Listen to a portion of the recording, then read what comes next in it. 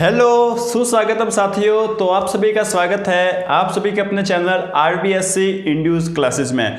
देखिए साथियों, हमने पिछले वीडियो में प्रश्नावली 11 को कंप्लीट कर लिया है। ठीक है, आपको जो है उस प्रश्नावली में कोई भी सवाल हो, कोई भी डाउट हो, कोई भी आपको बात समझ में ना आई हो तो आप हमें कमेंट बॉक्स में लिख कर जरूर बता सकते हैं। हम उसका सवाल का जो जवाब है वो प्रोवाइड कराने की पूरी कोशिश करेंगे। ठीक है दोस्तों, अब जो है हम आज के इस वीडियो में नई प्रश्नावली लेकर आए हैं जो कि है आपकी प्रश्नावली 12। उस प्रश्नावली का आपका नाम क्या है? वृत्त। ठीक है, वृत्त को हम इंग्लिश में क्या बोलते हैं? सर्कल।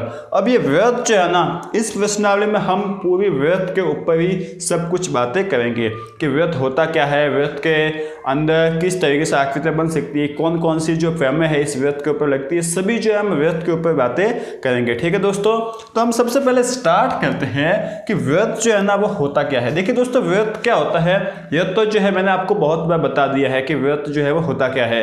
एक बार वापस बता दूं कि किसी एक निश्चित बिंदु, कोई भी एक बिंदु है, ठीक है, अब किसी निश्चित कोई भी एक बिंदु से निश्चित दूरी पर, मान लो वो निश्चित दूरी कौन सी है? P या फिर R मान लो। बिंदु से एक बिंदु P से निश्चित दूरी R पर स्थित बिंदुओं का समूह जो होता है ना, वो क्या कहलाता है? एक आपका वृत्त। ठीक है, क्या होता है वृत्त? किसी समतल में कोई बिंदु P है, उससे निश्चित दूरी R पर स्थित बिंदुओं का समूह जो है वो क्या कहलाता है? एक वृत्त कहलाता है। ठीक है, सिंपल सी बात है ना।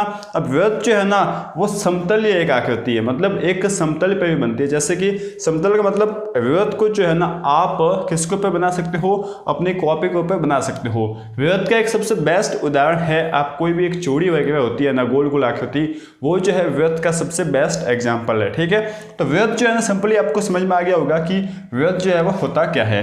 अब खास बात क्या आती है कि वृत्त को किसी जैसे कि समतल के ऊपर बनाया, जैसे कि मान लो आपने अपनी नोटबुक है, कॉपी है, उस कॉपी के ऊपर वृत्त को बनाया, तो आपको ये सवाल पूछा जाता है कि यह वृत्त जो है उस जो कॉपी है उसको कितने भागों में बांटेगी। जैसे कि देखिए ये आपकी क्या है? कॉपी है। ठीक है, कॉपी का एक पेज है। अब इस कॉपी के पेज के ऊपर आपने जो है वो क्या बना लिया? एक वृत्त बना लिया। तो ये जो वृत्त है ना वो इस कॉपी के पेज को, मतलब समतल को जो है ना वो कितने भागों में बांटेगा। तो देखिए दोस्तों, एक तो होगा इस वृत्त के बाहर वाला भाग जिसको हम बोलते हैं बहिर्भाग। ठीक है, बहिर्भाग, भाग हम इसको बोल लेते हैं। ठीक है, दूसरा भाग जो है वो कौन सा है? अंतर्भाग। ठीक है, कौन सा भाग? अंतर्भाग बोल सकते हैं। और तीसरा भाग जो होगा ना, एक क्या होगा? पूरा वृत्त होगा। ठीक है, तीसरा भाग खुद ये वृत्त है, ये जो बाउंड्री बनी है ना ये एक वृत्त है। और दूसरा भाग है अंतर्भाग और पहला भाग है बहिर्भाग। मतलब कोई भी वृत्त जो है ना वो समतल को 3 भागों में बांटता है। बहिर्भाग मतलब वृत्त के बाहर वाला भाग, अंतर्भाग बोल सकते हैं वृत्त के अंदर वाला भाग, और एक वृत्त, खुद एक वृत्त होता है, एक बाउंड्री होती है, वो भी जो है एक बाउंड्री जो है यहाँ पे बन जाती है। इसका मतलब एक वृत्त किसी समतल को 3 भागों में बांटेगा। ठीक है, ये जो छोटी छोटी बातें हैं जो कि आपको एग्जाम में पूछ सकते हैं। ठीक है, इसके बाद और आगे बढ़ते हैं, वृत्त के बारे में और भी जानकारी जो है वो प्राप्त करते हैं। देखिए, पता होता है कि वृत्त जो है ना, वृत्त क्या होता है? वृत्त में एक मूल जो केंद्र बिंदु होता है, जो सबसे बीच में जो बिंदु होता है उसे केंद्र बिंदु कहते हैं। साथ ही साथ इस वृत्त की जो है एक समान माप की जो एक त्रिज्या होती है। ठीक है, अब हम बात करते हैं देखिए वृत्त की। तो देखिए दोस्तों, आपको पता है कि यह क्या है? एक वृत्त है।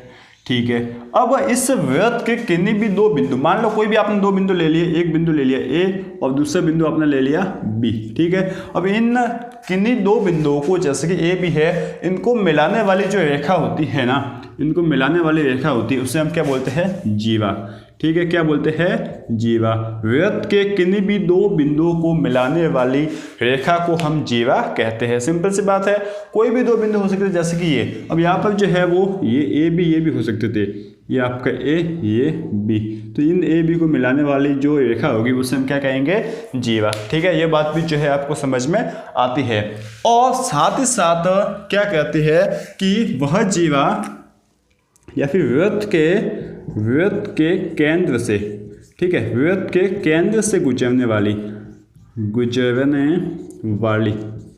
वृत्त के केंद्र से गुजरने वाली जीवा जो होगी, देखिए दोस्तों जीवा जो है बहुत सारी हो सकती है, लेकिन ऐसी जीवा जो किसी वृत्त के केंद्र से गुजरेगी, जैसे कि ये आपका वृत्त है, ठीक है ना। अब इसमें वृत्त का ये केंद्र ये है, ठीक है। अब एक जीवा आ गई आपके पास, ये एक जीवा ये आ गई, एक जीवा ये आ गई, एक जीवा ये आ गई, एक जीवा ये आ गई, लेकिन एक जीवा ऐसी आएगी जो वृत्त के केंद्र से गुजरेगी, जैसे कि ये, ठीक है, जैसे कि ये बोल लूँ, जैसे कि ये बोल लो। तो वृत्त के केंद्र से गुजरने वाली जो जीवा होती है ना, उससे हम क्या बोलते हैं, व्यास। क्या बोलते हैं, व्यास। वृत्त के केंद्र से गुजरने वाली जीवा को क्या बोलते हैं, व्यास। आपने बहुत बार नाम तो सुना होगा कि व्यास जो है वो क्या होता है।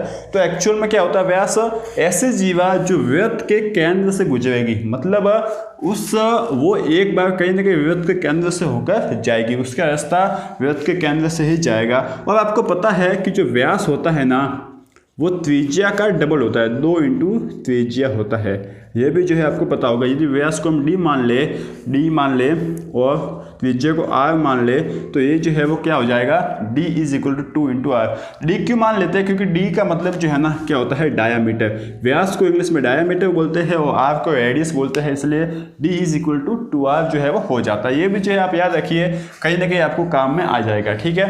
तो जीवा और व्यास जो है ये भी आपको समझ में आ गया। अब थोड़ा और आगे बढ़ते हैं। देखिए छोटी छोटी बातें जो है हम आज के इस लेक्चर में पढ़ेंगे, इसके बाद 12.1 प्रश्नमाला को हम हल करेंगे। इसके बाद आते हैं आपके, जैसे कि आपके पास एक वृत्त है, ठीक है, देखिए जैसे कि ये आपका हो गया वृत्त। अब इस वृत्त के जो है ना आपने 2 भाग कर लिए, ठीक है, कोई भी एक बिंदु यहाँ से और यहाँ से, इसे ए मान लो, या फिर ऐसे 2 इसके भाग कर दिए, ठीक है। अब इसे वृत्त के 2 भाग किए तो जो है कौन कौन से वृत्त बने, एक तो ऊपर वाला वृत्त ये वाला, ठीक है, और एक नीचे बना ये, ठीक है। ये 2 वाले जो है वो ये वृत्त बन गए। अब जो है ना देखिए ये छोटा सा है, थोड़ा इसको छोटा बनाते हैं। ये 2 वृत्त जो है वृत्त खंड बन गए। तो जो बड़ा वाला वृत्त खंड बना है ना, ठीक है, बड़ा वाला वृत्त खंड बना है ना, उससे हम क्या कहेंगे, दीर्घ वृत्त खंड, ठीक है, क्या बोलेंगे, दीर्घ वृत्त खंड। और जो छोटा वाला वृत्त बना है ना, उसके क्या बोलेंगे, लघु वृत्त खंड। देखिए दोस्तों वृत्त खंड का मतलब क्या हो गया, वृत्त का मतलब बड़ा वाला वृत्त और खंड का मतलब उसका भाग।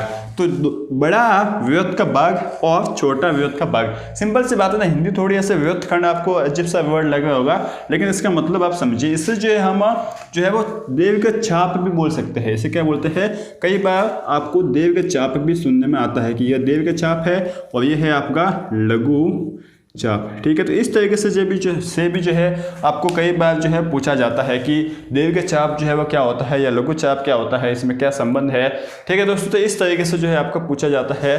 छोटी छोटी बातें हैं, इसको एक बार लिखिए। इसके बाद जो है ना हम हल करते हैं प्रश्नावली 12.1।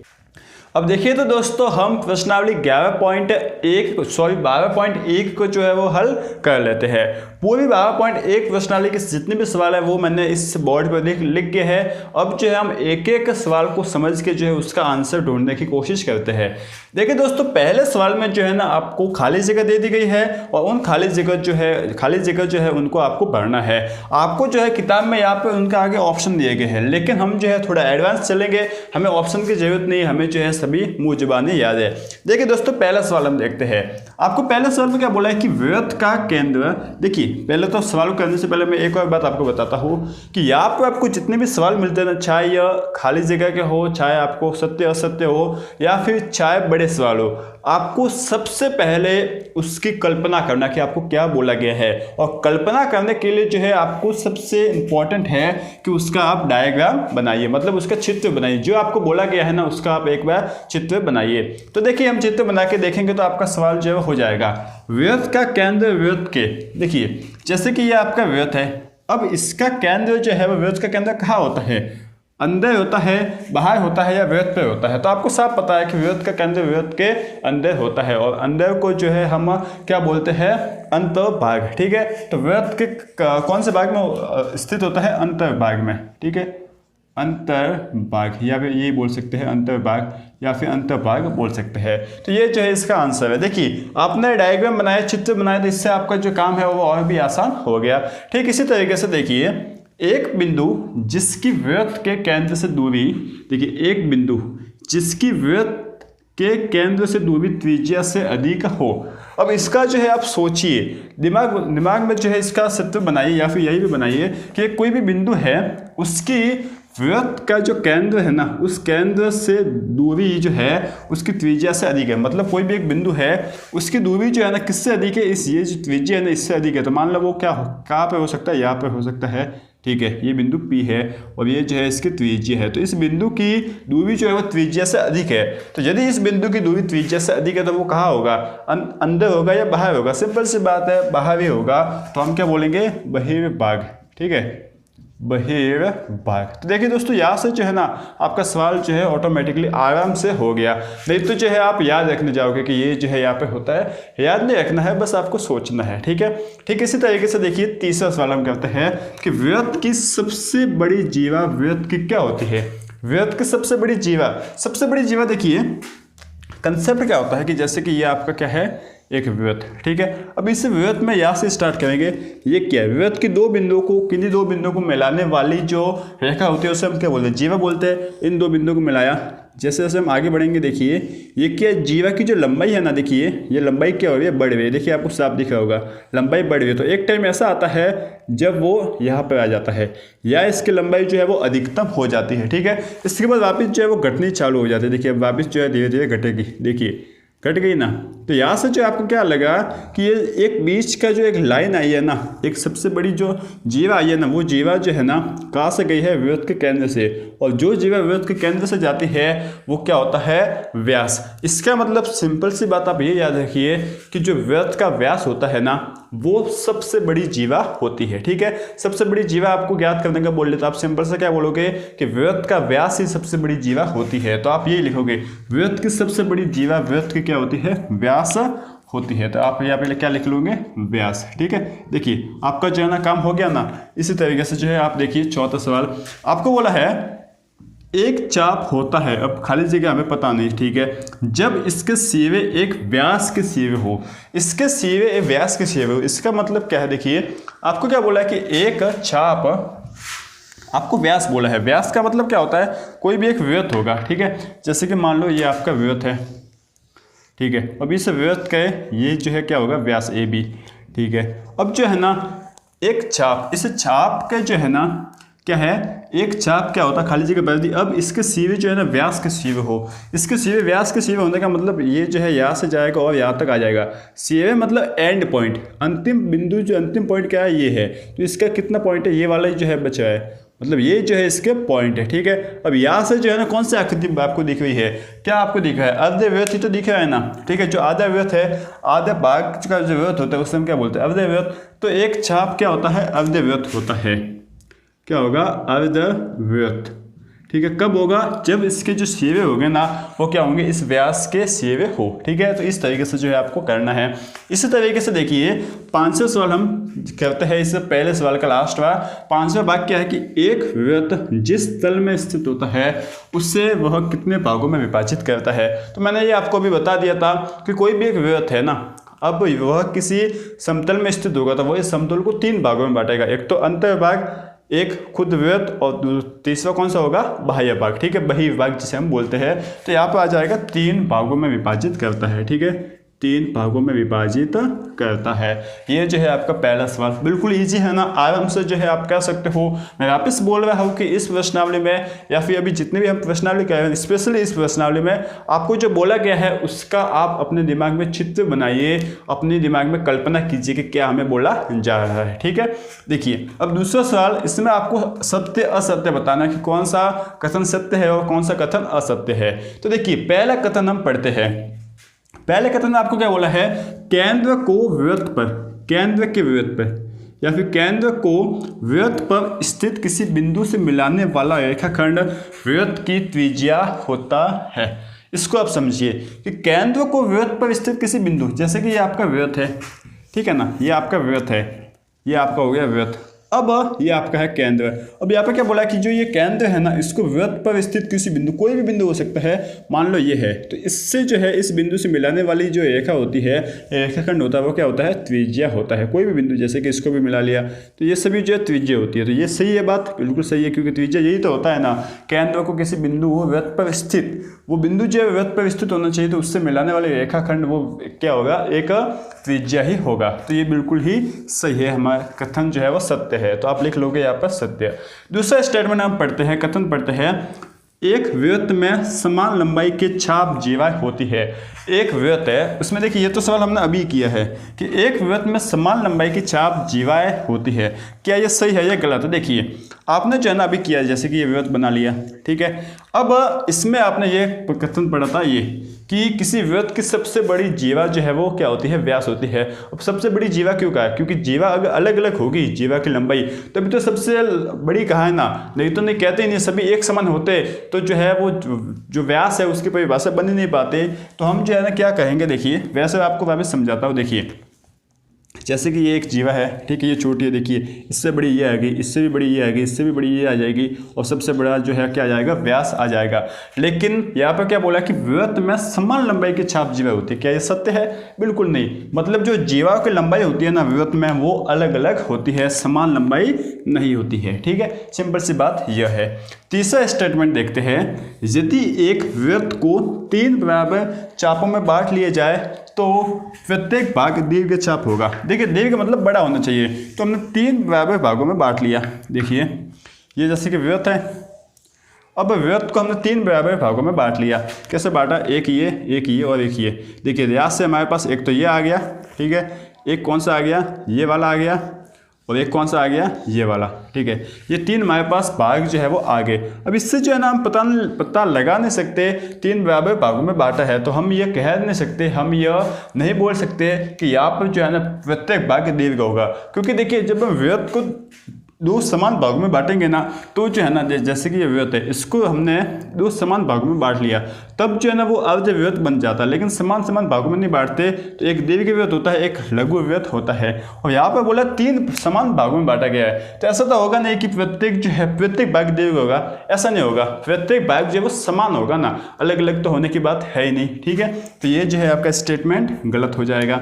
ठीक इसी तरीके से अब हम जो है आगे आते हैं, आगे आके देखते हैं स्टेटमेंट नंबर, कथन नंबर 4। इसमें आपको क्या बोला, देखिए वृत्त की जीवा, क्या बोला है, वृत्त की जीवा जिसकी लंबाई त्रिज्या से दोगुनी हो वृत्त का व्यास कहलाता है। वृत्त की एक जीवा जिसकी लंबाई, देखिए आपका एक वृत्त है, इसकी कोई जीवा है, ठीक है, कोई भी जीवा है, जीवा। अब देखिए दोस्तों, जो केंद्र से जाएगा ना वो भी तो एक जीवा है ना, ठीक है, केंद्र से जाने वाली जीवा को हम व्यास कहते हैं, वो बात तो सही है, लेकिन ये केंद्र से जा रहा है। अब इसकी जो लंबाई है ना वो त्रिज्या से दोगुनी है, मतलब त्रिज्या केंद्र से यहाँ तक होती है और ये यहाँ तक है, तो त्रिज्या से दोगुनी होगी ना, 2 आर होगी ना। तो वृत्त की जीवा जो त्रिज्या से दोगुनी हो वृत्त का व्यास होता है, बिल्कुल सही है, क्योंकि जो जीवा त्रिज्या की दोगुनी होगी वो ऑटोमेटिकली जो है वो व्यास हो जाएगा। तो ये बिल्कुल ही कथन एकदम तरीके से सही है, ठीक है।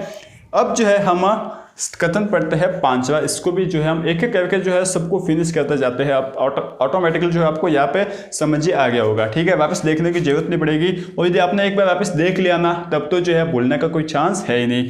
देखिए 5वां देखते हैं, वृत्त एक समतलीय आकृति है। तो ये मैंने स्टार्ट में बता लिया था, समतलीय है तभी तो एक समतल में आती है ना, जैसे कि आपका एक कॉपी का पेज हो गया, वो क्या एक समतल है। अब इसको जो है आप एक उसके ऊपर बना सकते हो ना, जैसे कि आपने एक ले ली चूड़ी, चूड़ी जो है वो क्या होती है, एक वृत्त है ना, अब इसको आप समतल के ऊपर रख सकते हो, इसका मतलब ये समतलीय आकृति है, ठीक है। तो ये जो है एकदम सही है स्टेटमेंट है। इसके बाद 6वां स्टेटमेंट भी पढ़ते हैं। देखिए इसको बड़ा है, इसको अच्छे से समझते हैं। एक तल पर स्थित उन बिंदुओं का समूह, एक तल पर स्थित उन बिंदुओं का समूह जो उसी तल के एक स्थिर बिंदु से अक्षर दूरी पर हो। एक तल पर, कोई भी एक तल है, जो एक तल है उस पर, उसके ऊपर उन बिंदुओं का समूह जो उसी तल पर स्थित एक बिंदु है उससे अक्षर दूरी पर हो, इससे जो है वो समान दूरी पर है। इससे समान दूरी पर जो है वो क्या हो सकता है, इस तरीके से जो है समान दूरी पर हो सकता है। किसी एक तल पर कोई एक बिंदु है और इससे ये समान दूरी पर है, तो ये कुछ इस तरीके का बनेगा, ठीक है। एक बिंदु से अचल दूरी पर होते हैं एक व्यास कहलाता है। ये व्यास कहलाएगा? देखिए आपको जो आकृति दिखी है, क्या वो व्यास है? बिल्कुल नहीं है, ठीक है ना। तो ये क्या है? एक वृत्त है, और आपको बोला कि ये व्यास है, तो व्यास तो जो है वो ये बिल्कुल नहीं है, ठीक है। ये जो आपको बोला गया ना, इसकी आपको कल्पना करनी है कि एक वृत्त समतल पर स्थित बिंदु उससे समान दूरी पर स्थित बिंदुओं का बिंदुपथ क्या होगा? वृत्त होगा। सिंपल सी बात है, ये आप पढ़ के आए हो, और इससे इन बिंदुओं का बिंदुपथ वृत्त होता है, तो ये व्यास तो जो है वो हो ही नहीं सकता, ठीक है। तो ये स्टेटमेंट आपका हो गया गलत। अब और स्टेटमेंट पढ़ते हैं, स्टेटमेंट नंबर 7वां। यह जो है आपके इसे 12.1 का सबसे लास्ट वाला सवाल भी समझ सकते हो, और इसे दूसरे का भी लास्ट सवाल, और जो है आपका इसके साथ ही 12.1 प्रश्नावली अच्छे से फिनिश हो जाएगी। देखिए, वह जीवा जिस पर केंद्र स्थित होता है त्रिज्या कहलाती है। वह जीवा जिस पर केंद्र स्थित होता है, जैसे कि यही आपका एक वृत्त है, अब इसके ऊपर एक कोई जीवा है, ठीक है, मान लो यही जीवा है, ठीक है। अब इस जीवा पर यदि केंद्र स्थित है ना, तो वह क्या कहलाएगी? क्या कहलाएगी? सिंपल सी बात है, यदि इस जीवा पर केंद्र स्थित है, इसका मतलब यह जीवा केंद्र से गुजरती है, और हम तो जो है वो अच्छी तरीके से पढ़ के आए हैं कि केंद्र से गुजरने वाली जीवा को हम क्या कहते हैं? व्यास कहते हैं। लेकिन यहाँ पर तो भाई साहब ने त्रिज्या बोल रखा है, इसका मतलब यह भाई साहब जो है हमें गलत बोल रहे हैं, ठीक है। ये यदि आपका गलत है स्टेटमेंट, तो सही स्टेटमेंट क्या होगा कि वह जीवा जिस पर केंद्र स्थित होता है वह क्या होता है? व्यास होता है, ठीक है दोस्तों।